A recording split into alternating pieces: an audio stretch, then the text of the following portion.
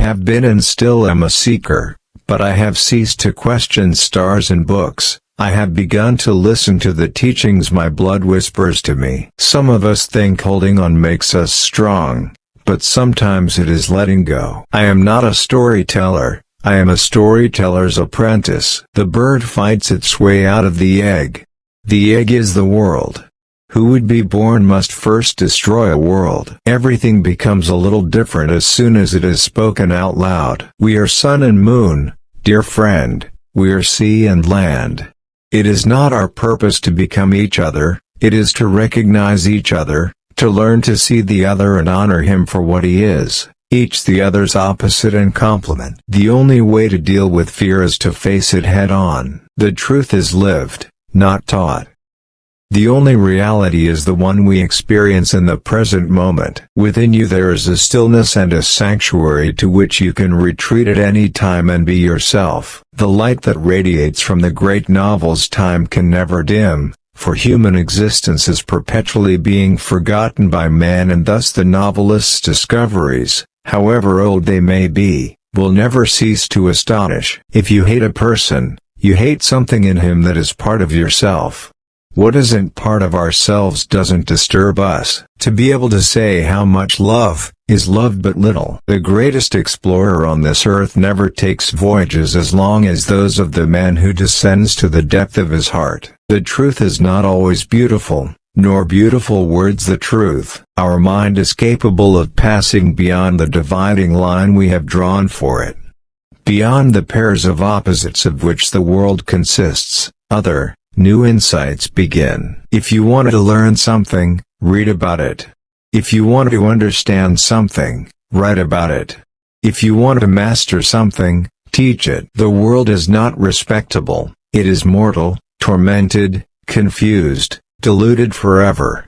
But it is shot through with beauty, with love, with glints of courage and laughter, and in these, the spirit blooms. For me, trees have always been the most penetrating preachers.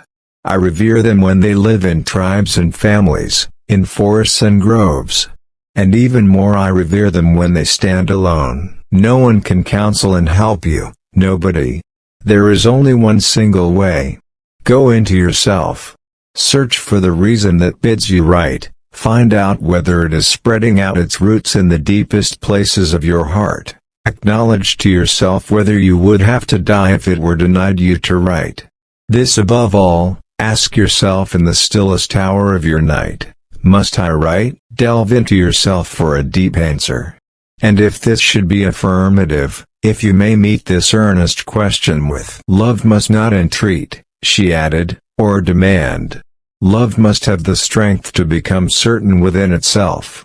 Then it ceases merely to be attracted and begins to attract. One never reaches home, but wherever friendly paths intersect the whole world looks like home for a time. Our mind is capable of passing beyond the dividing line we have drawn for it. Beyond the pairs of opposites of which the world consists, other, new insights begin.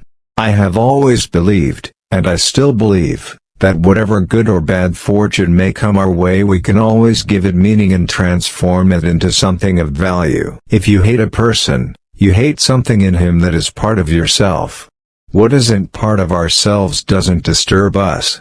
If you are able to resist the temptation to look for scapegoats and instead look inside yourself for the weaknesses and failures that you might have helped to contribute to a situation, this can be enormously valuable in terms of maturing your own character. Everything becomes a little different as soon as it is spoken out loud. If you want to find treasure, don't look in a map. Look inside yourself. People with courage and character always seem sinister to the rest. I am a part of all that I have met. The true profession of man is finding his way to himself. I have been and still am a seeker, but I have ceased to question stars and books. I have begun to listen to the teachings my blood whispers to me. Some of us think holding on makes us strong, but sometimes it is letting go. The words of the world want to make sentences. The call of death is a call of love.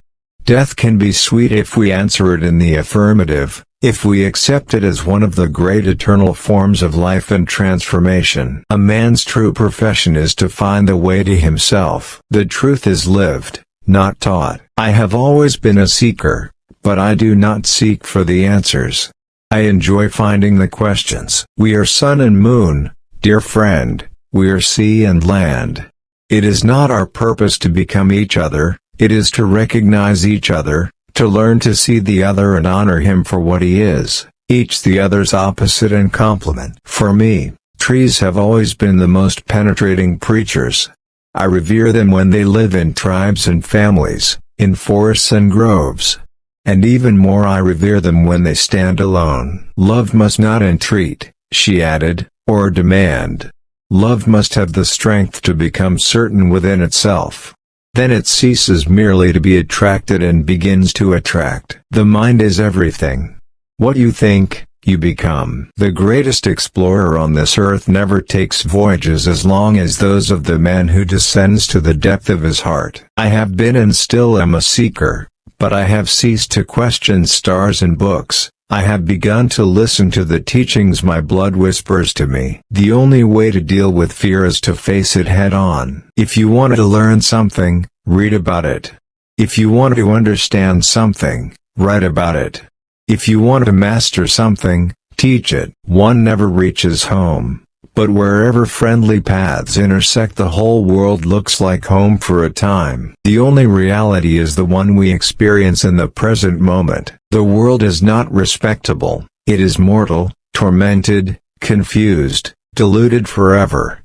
But it is shot through with beauty, with love, with glints of courage and laughter, and in these, the spirit blooms. The light that radiates from the great novels time can never dim, for human existence is perpetually being forgotten by man, and thus the novelist's discoveries, however old they may